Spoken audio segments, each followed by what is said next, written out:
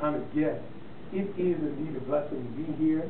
Betty invited me, and we always have just a good time whenever we're together. And so I took that opportunity to come and to share, because 40 years, wow, 40 years. On June 24th, I make 50 years of age, so this club is almost as old as I am. Very, very old. But today, I'd just like to share with you, for a short while, on the basic topic, taking your life to the next level. Taking your life to the next level. You see, since becoming the world champion of public speaking, I've had the opportunity to do a number of things. Travel around the world. Just got back from China and Singapore. I'm leaving in the morning at 7 o'clock, headed to New York, doing a lot of speaking, a lot of traveling. And the good thing is, somebody else is paying for the speaking. Best way to travel. But what I have found is that winning the World Cup, it took my speaking opportunities up to another level. That's really what I wanted. Whether I won or whether I didn't win, I wanted to take my speaking career up to a new level. And I wanted to transition from being a lawyer into being a full-time professional speaker. And I believe that all of us in life know that where we are is a good position. But there are things yet in your life that you can do. There are opportunities. There are things that you can seize onto that are yet beyond your reach. They're at the very next level. I once heard a story about a frog who lived in the bottom of a well.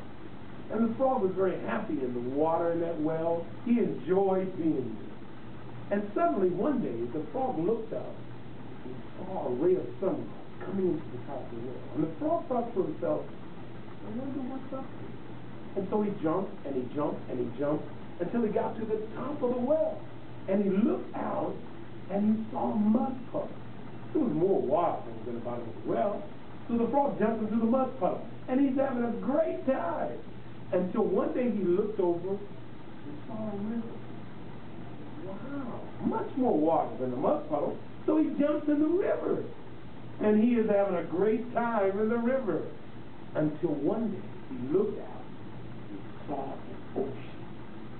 And he said, wow, that was more water than he'd ever seen in his life. And he jumped in the ocean and he's just swimming around. And suddenly a fish came by. He said, "Mr. Frog, what took you so long to get here?"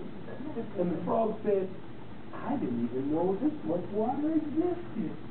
But you know what? I think that's the way we are.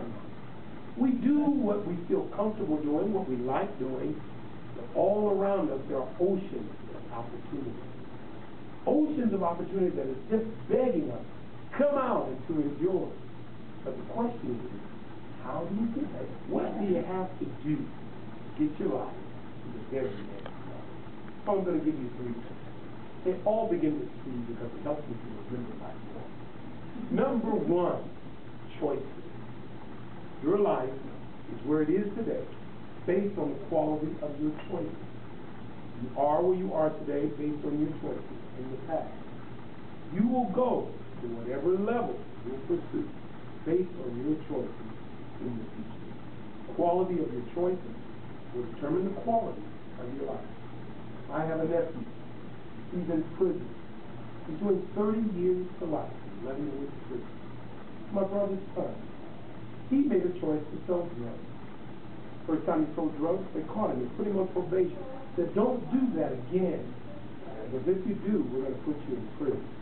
Of course, he was going to be much more slick than the first time. Got caught a second time. He did 10 years in the penitentiary. They said, "Don't do that again. We're going to put you in prison for the rest of your life." Oh, my nephew was a smart man. He's going to be much more undercover, much more covert than himself.